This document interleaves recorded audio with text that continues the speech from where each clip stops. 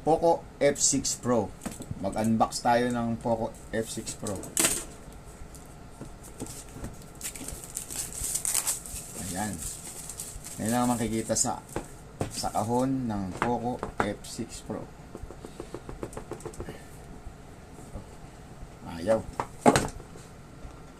Poco logo.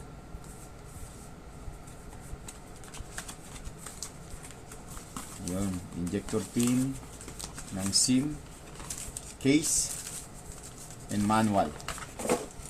Of course, yung telepono ng F6 Pro.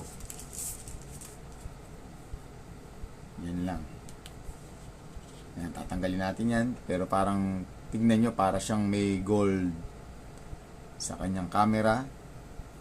Yan ang kanyang logo, Poco, at ang ganda ng kanyang likod. Makintab na parang bako-bako. Yan lang. Unboxing. At tingnan natin ng sa charger na 120 watts. At ito na ang cable.